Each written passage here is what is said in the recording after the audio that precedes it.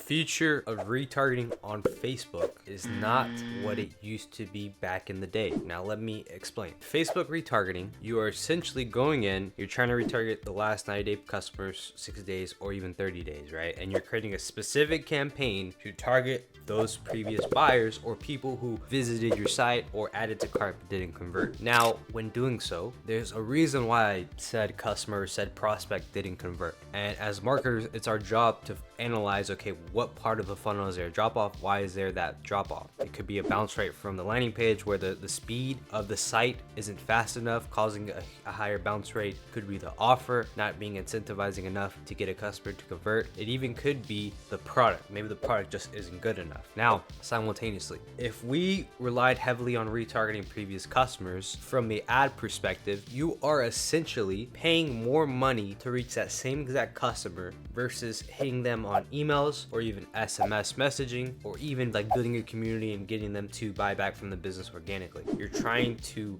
force those people to buy back from your business at a higher CPA. Because if you extrapolate further and look at this from a high level perspective, let's say the first customer we got from a Facebook ad, it cost us $30 to acquire. Then we run another retargeting ad, and that same exact customer that didn't buy from email, that didn't buy from SMS messaging, didn't buy from any of our lists, but we retarget them and the CPA now is like $25. We essentially paid $50+ to reach that same exact customer, where we could have reduced the cost of that $50 total CPA to like that $30 mark if they would have opted in and bought from like emails or SMS or new collection drops, so on and so forth. So essentially, in theory, you're paying twice the money to get that same exact customer to buy back from your business, which is actually hurting your margins, versus let's say you had a really good downsell, you push that on the email front. Let's say the email, whatever the cost is to send out the list of 10,000 plus to your customer demographic, it'd probably be cheaper than spending $100 a day in retargeting ad campaigns. Granted, you're also gonna see a law of diminishing returns when you have retargeting campaigns, because your CPMs are gonna skyrocket, your click-through rates or your CPCs is gonna skyrocket, it's gonna increase because you're essentially retargeting those same exact customers. It costs more money versus going fully broad and growing your top of funnel base. You're gonna see some overlap from campaigns. You're gonna see ad fatigue. You're gonna see creative issues at scale, right? Because once you're spending like $1,000, $2,000, $3,000 a day in ad spend for retargeting campaigns, you're pretty much consolidating the amount of new customers, right? Because you're focusing heavily on people that came across your site the past 90 days. So that hurts your marketing funnel. And as a byproduct, to add more layers to this, is Facebook has been pushing against interest-based targeting, retargeting campaign ads, because they've been promoting Advantage Plus. They've been promoting these other features of utilizing machine learning by going fully broad. They've been reducing the interest stack or the interest ability, right? Because if you think about it, this tech, interest-based targeting, these kind of features and the mechanism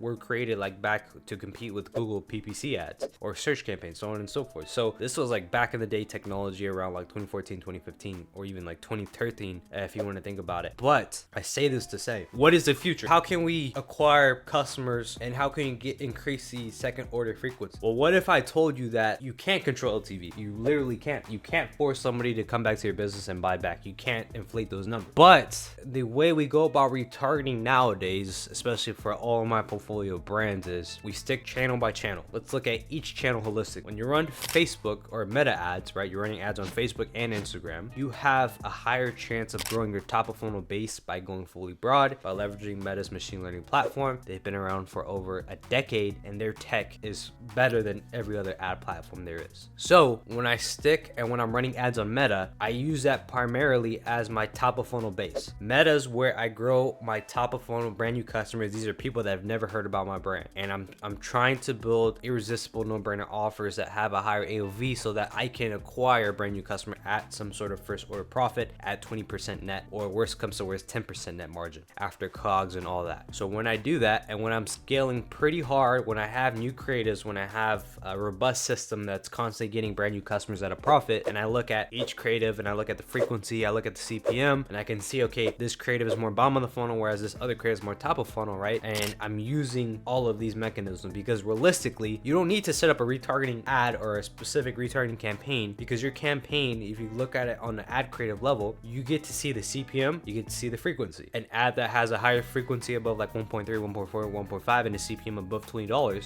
that ad creative is more bottom of the funnel / middle of the funnel. So people are seeing, based off the frequency, let's say it's 1.4, at least 30% of people are getting retargeted. They're seeing that same ad again, or at least 40% of people are getting that ad again and again and again. Versus a different creative that has a frequency at 1.03 and a CPM at like $10, that creative in itself is more top of funnel focused, where everybody's probably coming across this ad once and that's it. So whatever campaign setup you follow, when you're going fully broad or you're going interest-based targeting, your creative, Meta's placing that, and people are seeing that ad creative over and over again based off CPM and frequency. So keep that in mind. You don't really need to set up a retargeting campaign. It makes sense if it's seasonal and you have a specific offer you're trying to capture for like Black Friday or Cyber Monday. That's where I would utilize this. But if I'm starting Q1, I would want to start and build an evergreen offer, grow my top of funnel base so that we have customers to now hit Q4. Q4 is probably logically the only time I would utilize retargeting campaigns, unless you have a seasonality offer and you have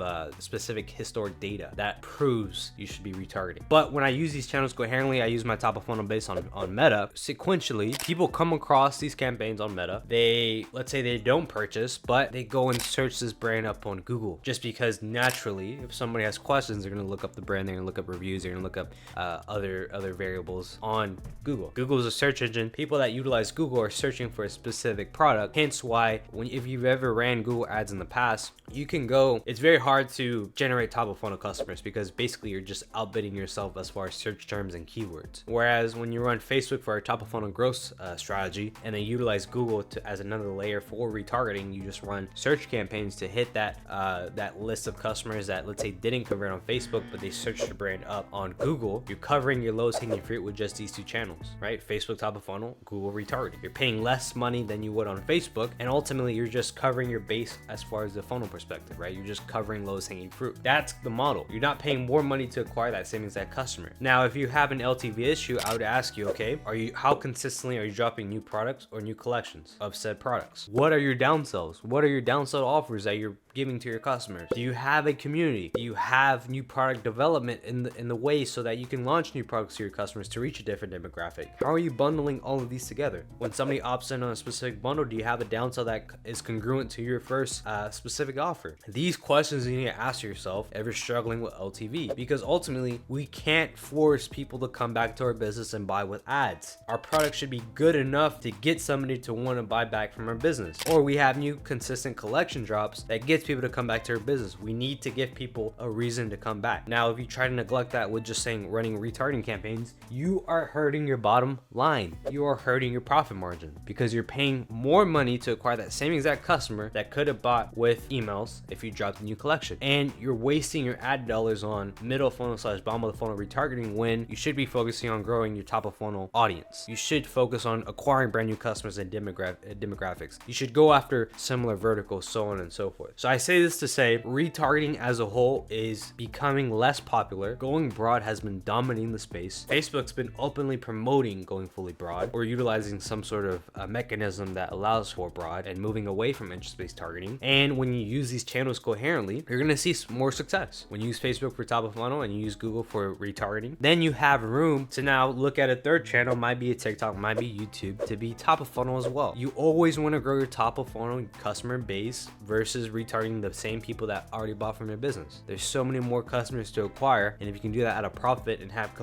consistent collection drops or have a community, those are ways that it's going to grow your LTV and help you scale, and it's actually going to grow your bottom line versus hurting it. So with that being said, guys, I hope you enjoyed this video. If you have any questions, or you want the processes, the systems to build in-house so that you could be able to exit your company one day, check out my website at scalevelocity.io. You can read our protocols, you can read our material, you can see my case studies, my testimonials, and if you're interested, you want to skip the process of doing this by yourself, feel free to book in a call.